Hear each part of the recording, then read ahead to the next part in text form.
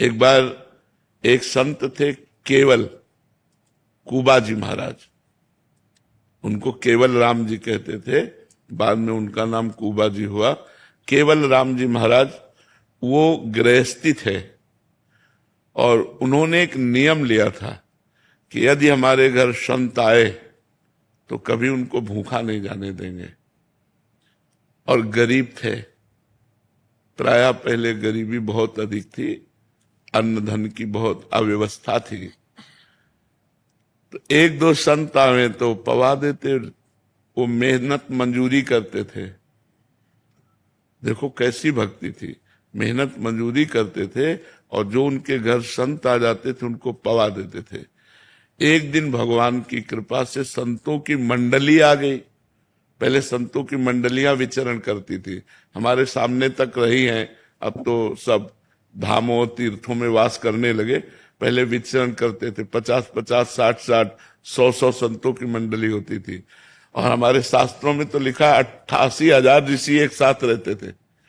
शौनक जी उनके मुखिया थे, 88,000 ऋषि एक साथ, एक मंडली में 88,000 ऋषि रहते थे। और दुर्वासा जी तो हजारों चेलों के साथ तो भ्रमण करते ही थे। तो पहले बहुत सी मंडलियां थी, तो एक मंडली पहुंच गई। अब कम से कम 50 संत होते एक मंडली में।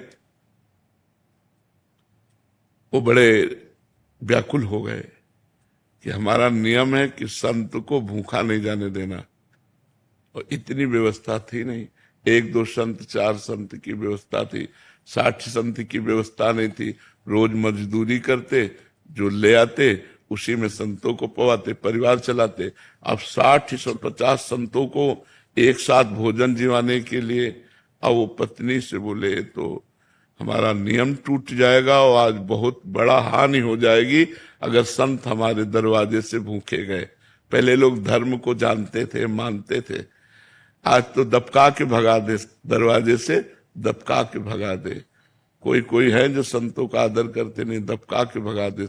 अब उन्होंने बाजार में जाकर सेठों से मिलना शुरू किया कि हमारे यहाँ 50 संत आए, अगर उनको भोजन दे दो तो जो आप काम कहोगे वो हम काम कर देंगे। तो एक बड़ा चतुर धनी था, उसने कहा कुआं खोद दो अगर हमारे लिए पानी के लिए, तो तुम्हारे 50 संतों का भोजन, घी, दाल, चावल, आटा ये हम दे देंगे। तो उनका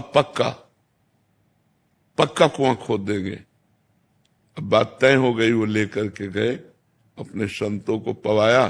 संत पाकर जब चले गए तो पति पत्नी दोनों मिलकर के वो कैसे फावड़ा चलाते, राम, वो उनके तसला में गया, उठाती राम और बाहर फेंकती। एक एक फावड़े में राम राम जपते, एक एक तसले में राम राम करके उनकी पत्नी उठाती। अब महीना तो लगी गया खोदते खोदते। अब नीचे जब खोद रहे थे और वो ऊपर बाल्टी से मिट्टी घसीट रही थी, तो अचानक आधा कुआं फट करके बैठ गया। अब पत्नी हाय हाय करके चिल्लाने लगी। अब लोग आए, अब उस समय जेसीबी तो थी नहीं कि प्रयोग किया जाता। अब कहा भाई संतोष करो, अगर कुआं खोद के निकाले भी तो मरा ही निकलेगा, तो दफना, समझ लो कि दफना दिया। अब जिंदा तो बचेंगे नहीं, आधा कुआं उनके ऊपर फाट करके गिर गया नीचे का, बालू सहित ऐसे। अब वो जिंदा तो होंगे नहीं, तो लोगों ने और मिट्टी डाल करके पाट दिया और कुछ धनी मानी लोगों ने उनकी पत्नी को दे लेके संतुष्ट किया भोजन आदि ऐसे। हम तुम्हें नाम महिमा सुना रहे, लिखित है श्री भक्तमाल जी में, केवल राम कुबा जी का चरित्र। 1 महीना हो गया, वहां से राजा की सवारी निकली जहां कुआं खुदा था पास में से। तो राजा को आवाज सुनाई दी, राम राम राम। तो राजा सवारी से उतरे, बोले इतनी दर्द भरी आवाज कहां से आ रही।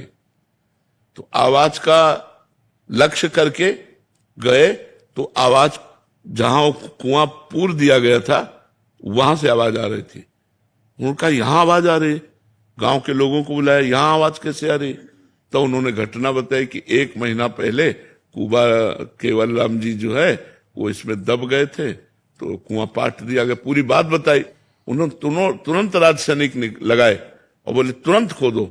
अब राज सैनिक, राजा आज्ञा, देर न लगी, 2 दिन में कुआं।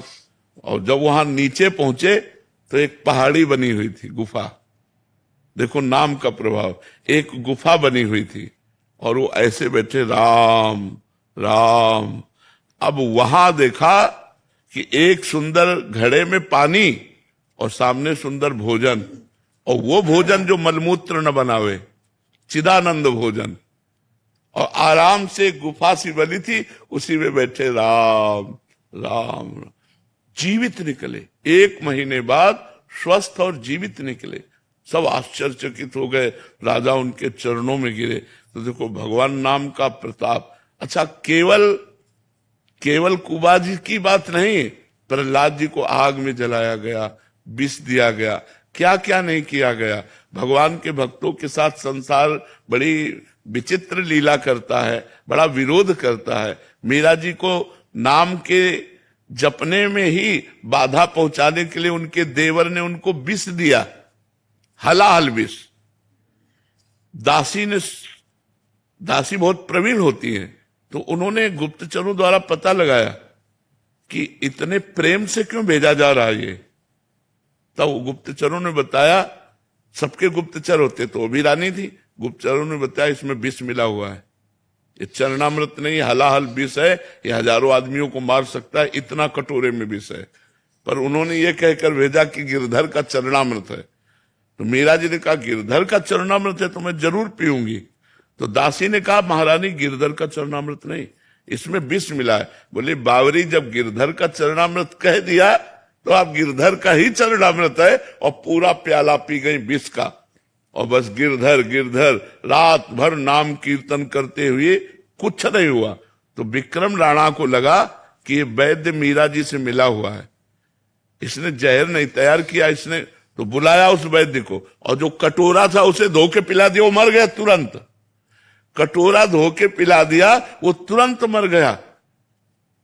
मीरा जी को सूचना मिली, मीरा जी फिर गई और वैद्य के समीप बैठ करके और कहा, यदि मन वचन कर्म से मैं गिरधर के सिवा किसी को अपना नहीं मानती, और सत्य है सब में भगवान वास करते हैं, इस प्रभाव से वैद्य जीवित हो जाए। तुरंत वैद्य जीवित हो गया। ऐसे ऐसे नाम में चमत्कार प्रकट हुए हैं, ऐसी ऐसी नाम की महिमा है। तो हमें अविश्वास नहीं करना चाहिए, हमें नाम जप करना चाहिए, मन लगे या न लगे। जैसे भोजन पाए, मन लगे न लगे पेट भर जाता है, ऐसे हमारा काम बन जाएगा। भाव कुभाव अनख आलसहु, नाम जपत मंगल दिशि दसहु। 10 दिशाओं में उसका मंगल होगा जो भगवान का नाम जप करेगा।